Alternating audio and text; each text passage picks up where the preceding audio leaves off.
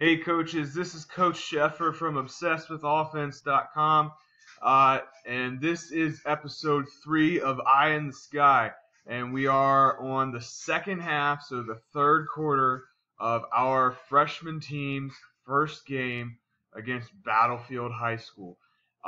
Where we left off in the first quarter, we were down 20-0, and then the second quarter, nobody scored. Our defense started to get better. Our offense still was not doing so hot, so we're just going to continue where we left off at the beginning of the third quarter. And here we are. This is the second half. We're going to start. We're getting the ball. So our team is the red and blue team. All right, so he fumbles the ball, starts dancing around, and I don't know about you guys, but big hit right there. Do any of your kids seem to think that the best place to run is to the sideline? This kid, he's going to run to the sideline. He did this all year. There's no blockers out here for him, so of course he's going to get creamed.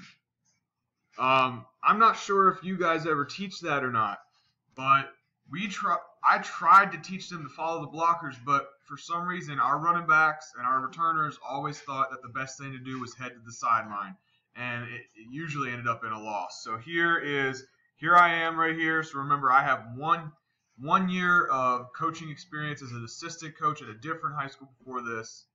This coach here did not have any experience. Neither did this coach. And so here we are in our I formation, strong I. Our fullback here is aligned over top of the guard on the right side, and we have a tight end. And so we thought this formation was pretty straightforward, and unfortunately it ended up having the effect of the defense knew where we were going. So we had our run and play here, and our O-line, if you notice our O-line, they just stand straight up. They don't really block anybody. In my opinion, it's because we tried to ask of them too much, and they just panicked. They weren't confident in themselves. Here we are. We're going the other way. I don't know why our fullback is not down, and we get sacked. So this one I did want to replay because what's supposed to happen here is this running back is supposed to block the person rushing off of the end. And for whatever reason, this kid, I don't remember if it was because he wasn't at practice and he didn't understand what he was supposed to do, but he decided to go out for a route instead of blocking, and so nobody was there to block this guy. The O-line is blocking this way. Here we go. There's actually supposed to be double protection here. Both running backs were supposed to block, and that guy did not block, and so we get sacked for a loss. Here we go in our twin set. What are we going to do? And we run a hitch play, and our quarterback just does not have the arm strength to hit it. And I believe this is third down. I'm assuming there must have been a penalty of some sort. We're in our twins again, and we try to run our wheel routes, and I don't remember what happened here, so let's look again. Yeah, we were trying to run a wheel route. No, wait, hold on. I can't tell. The offensive line is pass blocking. I can't tell exactly what we're doing. It's a run play. It's difficult when your offensive line looks like they're pass blocking. So here we are. We're punting again. Our punter's got a nice boot. He fumbles it, and I think they got it back. Yes, they did. Okay, so here we are. We're in our 4-4 set because they don't have anybody spread out. Oh, and they fumble it. They fumble the snap. That right there, that was one of the reasons that we did not go for a shotgun snap. So we did not go for a shotgun snap in our offense because we had issues very similar to what was going on there the whole time. Here they go again.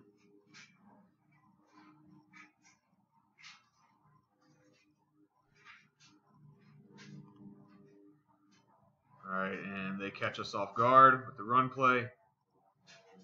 Alright, 3rd down and 4, I'm assuming. Alright, so what are they going to do? They're coming out in their twin set, so we got to get somebody out here. And they run the opposite way, and because of all the confusion on defense, they get a huge gain on us. Alright, here they go again with the twins. They tended to like to run away from the twins, try to get our defense to overset to the passing strength, and it worked for them against us.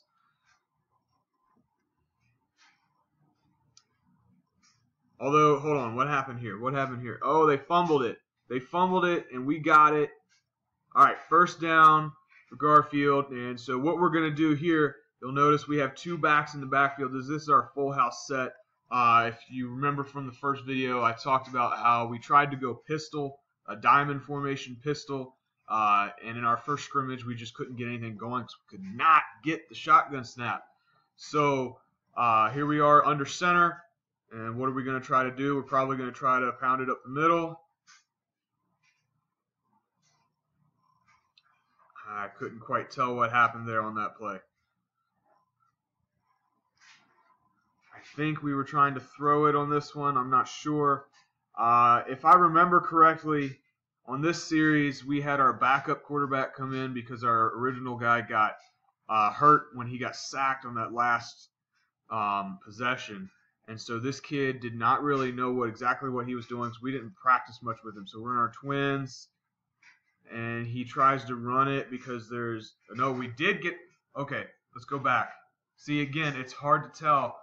So this was our twin set. The only real run play we had from the backfield in this set was what we called a guard trap. We had this guard pull, kick out. I don't remember how exactly we hit this one, but he gets outside of them. And he gets to the sideline, and they called him out right there. And I remember we were so pissed off because he insisted that he was not out of bounds, and all the other players said he was not out of bounds, and we should have gotten a touchdown on that because there was nobody to catch him. That kid was a quick kid. This kid was never going to catch him. But we do get a 1st down, and that was probably our only 1st down of the whole game on offense. Let's just say we were not very good on offense. We go with a twin set again. I don't remember. I think he fumbled the snap and he freaked out. And I can't see anything on this film, but he got tackled for a loss.